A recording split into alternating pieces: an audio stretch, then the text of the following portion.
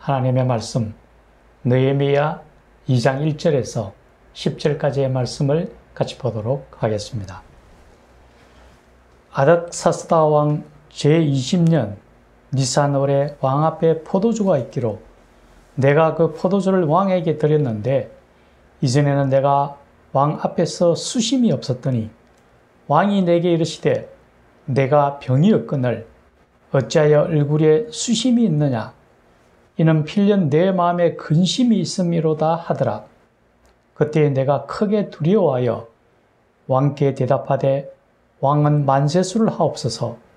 내 조상들의 묘실이 있는 성읍이 이제까지 황폐하고 성문이 불타사오니 내가 어찌 얼굴에 수심이 없사오리까 하니 왕이 내게 이르시되 그러면 내가 무엇을 원하느냐 하시기로 내가 곧 하늘의 하나님께 묵도하고 왕에게 아뢰되 왕이 만일 좋게 여기시고 종이 왕의 목전에서 은혜를 얻어사오면 나를 유다 땅 나의 조상들의 묘실이 있는 성읍에 보내어 그 성을 건축하게 하옵소서 하였는데 그때 왕후도 왕 곁에 앉아 있었더라.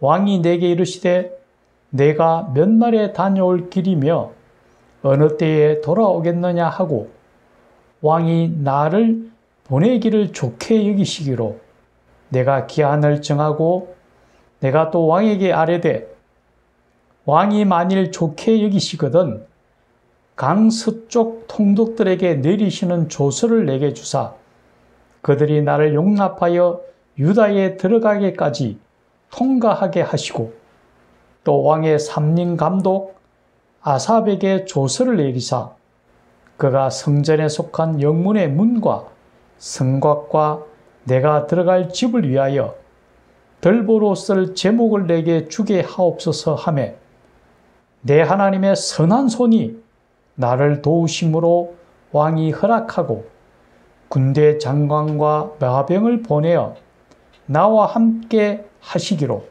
내가 강 서쪽에 있는 총독들에게 이르러 왕의 조서를 전하였더니 호른 사람 산발락과 종이었던 암몬 사람 도비아가 이스라엘 자손을 흥왕하게 하려는 사람이 왔다 함을 듣고 심히 근심하더라. 아멘. 오늘은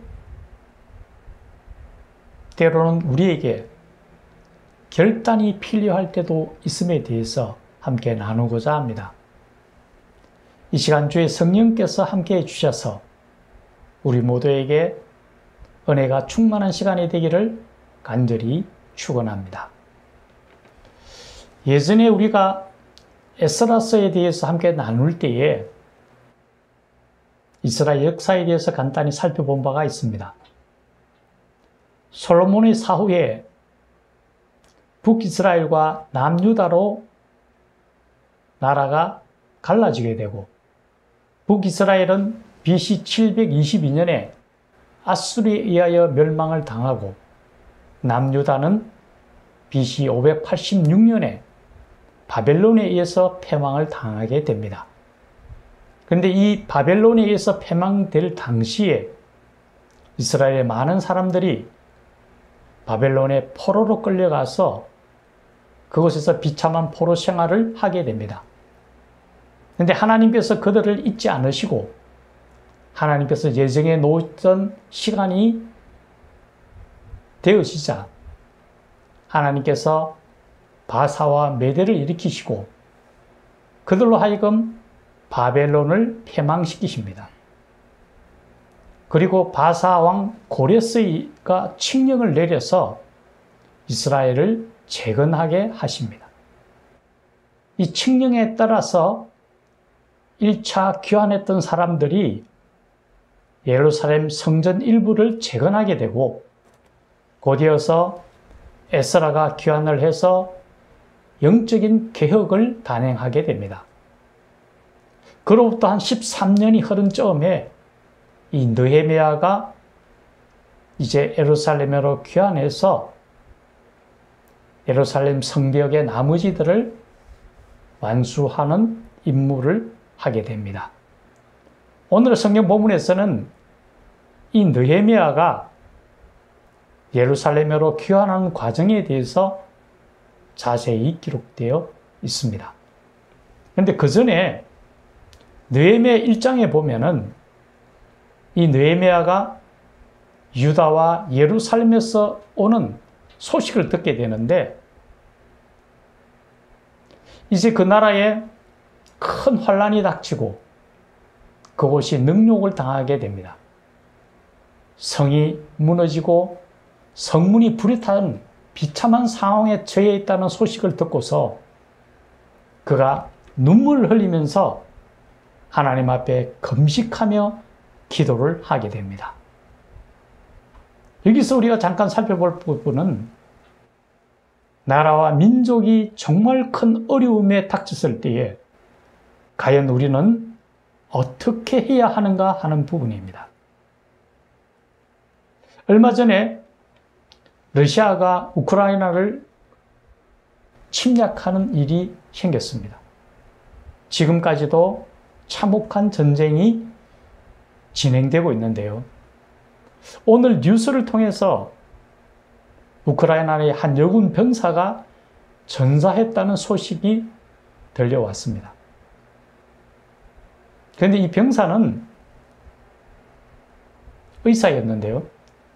13년 전에 우크라이나를 떠나서 이탈리아에 가서 의사가 되고 그곳에서 결혼해서 두 아이를 둔 엄마였습니다. 그런데 이제 고국인 우크라이나에서 전쟁이 났다는 소식을 듣고 이분이 자원 입대를 하고 우크라이나에 와서 의무병으로 복무를 하게 됩니다.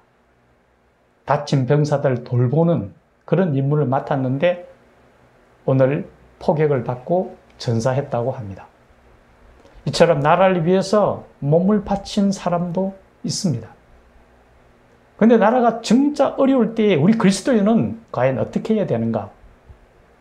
이 느헤미야가 우리에게 그 대답을 해주고 있습니다. 느헤미야는 먼저 하나님 앞에 울며 금식 기도로 하나님 앞에 나왔습니다. 우리가 먼저 해야 될 것은 하나님 앞에 자복하면서 하나님의 뜻을 먼저 헤아려 하나님 앞에 무릎을 꿇는다라는 것입니다. 그것이 가장 먼저 이루어져야 될 것입니다.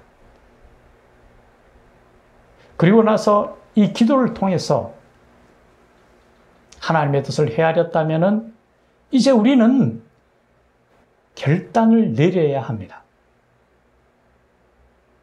우리가 기도하고 그냥 조용히 앉아서 기다리기만 해서는 아니 됩니다. 예전에 제가 살던 농촌 시골집이었는데요. 그 옆집에 큰 감나무가 있었습니다. 이제 가을이 깊어가면은 감이 홍시가 되고 아침에 일어나 나와 보면은 마당에 이 홍시가 떨어져 있는 게 참 많이 있었습니다. 그래서 이 홍시를 주워서 먹으려고 가보면은 홍시가 떨어져서 찌그러져 있습니다. 먹을 수가 없습니다. 그 중에 좀 덜 찌그러진 거라도 잡고 먹으려고 보면은 너무 익어가지고 도저히 먹을 수가 없게 되었습니다. 홍시가 나무에서 떨어지기를 밑에 기다리다 보면은 다 버려지고 먹을 수가 없습니다. 홍시를 먹으려면은 나무에 올라가서 그것을 따거나 밑에서 어쨌든 따야 됩니다. 우리의 믿음에는 반드시 행함이 따라야 됩니다. 그래서 야고보 사도는 우리에게 그렇게 얘기합니다. 행함이 없는 믿음은 죽은 믿음이라고 그럽니다. 우리가 믿음에서 우리 믿음을 통하여 행함을 통하여 우리 믿음이 드러나게 해야 된다는 거죠. 이 느헤미야는 하나님 앞에 기도 후에 그가 무엇을 해야 될지 깨닫게 됩니다. 이제 예루살렘이 처참한 상황에 놓여 있다는 걸 알고 본인이 돌아가서 그것을 마무리해야 되겠다는 생각을 갖게 됩니다. 거기에는 큰 결단이 필요합니다. 하나님의 일을 진행함에 있어서 때로는 큰 결단을 내려야 된다는 것을 우리는 알아야 합니다. 이 느헤미야는 그 당시 술 맡은 관원이었습니다. 이 술 맡은 관원은 굉장히 중요한 직책입니다. 그 당시에 왕들은 독살을 당하는 경우가 참 많았습니다. 왕이 먹는 음식이나 술 같은 데 독을 타서 몰래 죽이는 경우가 많았습니다.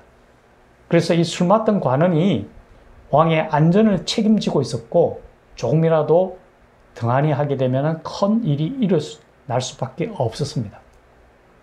또한 잔치가 이루어지면 술 맡은 관원은 여흥을 책임져야 됐습니다. 제대로 그 잔치가 이루어지지 않는다면 그에 대한 책임을 지고 때로는 죽임을 당할 수도 있었습니다. 이제 이 아닥사스다 왕이 잔치를 베풀고 있는데 그곳에는 왕비도 같이 참석을 했습니다. 그만큼 더 조심스럽고 어려운 자리였습니다. 그럼에도 불구하고 그는 하나님 앞에 기도하고 담대하게 그가 왕에게 이야기합니다. 이제 내가 예루살렘으로 들어가서 그것을 마무리해야 되겠습니다. 라고 이야기합니다. 어쩌면 자기 생명까지도 목숨까지도 걸어야 될지도 모릅니다. 여기서 왕이 그것을 허락하지 아니하시고 기분이 상한다면 그 자리에서 죽을지도 모릅니다. 그럼에도 그는 하나님 앞에 묵상 기도한 후에 담대하게 이야기합니다. 그 마음은 바로 죽으면 죽으리이다입니다. 이 죽으면 죽으리이다는 우리가 어디서 볼 수 있습니까? 바로 에스더입니다. 에스더가 아하수에로 왕 앞에 나아갈 때에 이제 그가 왕 앞에 나가서 왕이 금호를 그에게 건네지 아니하면은 내밀지 아니하면은 그는 죽을 목숨입니다.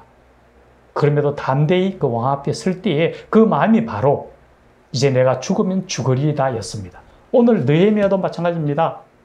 아닥사스다 왕에게 자기의 간청을 이야기하는데 이 자리가 어떤 자리입니까?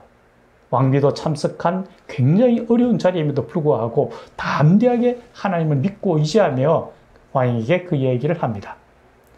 그때 오늘 성경 본문에서는 하나님의 선한 도움의 손길이 임했다고 이야기합니다. 하나님께서 함께 하심으로 그 왕의 마음을 움직이고 그걸 통해서 허락을 받게 됩니다.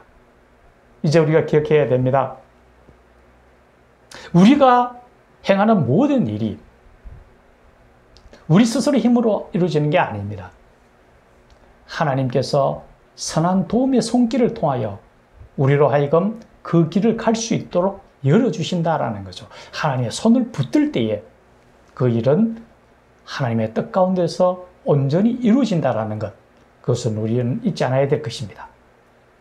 이제 이 느헤미야가 왕의 허락을 받고 예루살렘으로 돌아옵니다. 그런데 그 앞에 일들이 다 완전하게 이루어집니까? 그 앞에는 또 다른 장애물이 기다리고 있었습니다. 도비아와 산발랏이라는 방해꾼이 나타납니다. 지난번에 에스라서를 볼 때에도 에스라가 영적 개혁을 할 때도 거기에는 반대꾼들이 나타나서 회방을 놓고 어려움을 만듭니다. 또 마찬가지입니다. 느헤미야가 하나님의 일을 이루기 위해서 나아갈 때에 도비아와 산발랏이라는 장애물이 나타납니다. 그들이 굉장히 회방을 놓습니다. 그런데 여기서 이 해방꾼들이 그냥 장애물의 역할만 할까요? 아닙니다. 그게는 두 가지 또 다른 중요한 의미가 있습니다.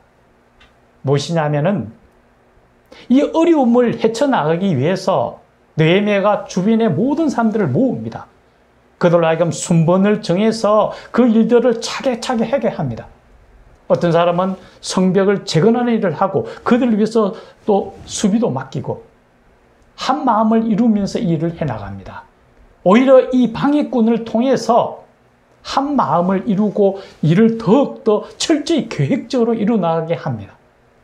어떨 때에는 장애물이 더 일을 수월하게 할 때도 있습니다.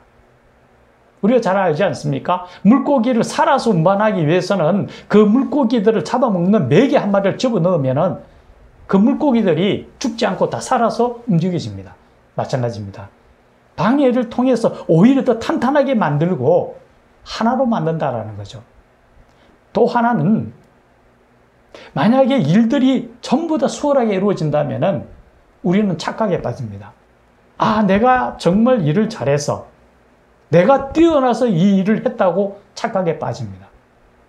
어려우면 어려울수록 그 속에 하나님의 권능이, 하나님이 어떻게 일하시는지를 우리로 하여금 깨닫게 합니다. 하나님의 권능의 손길을 우리에게 나타내 보여주십니다. 그래서 그 일을 이루어 나가십니다. 이 일은 하나님이 하신다라는 것을 분명히 나타내신다라는 거죠. 결국 모든 일들은 하나님 안에서 다 이루어지고 다 정리되게 되어 있다라는 거죠. 성리의 깃발을 꽂게 되어 있다라는 거죠. 우리가 우리 삶을 돌아봐도 마찬가지입니다. 때로는 힘들고 어렵고 헤쳐나가기 힘든 일들도 어느 날 하나님의 도움의 손길을 통해서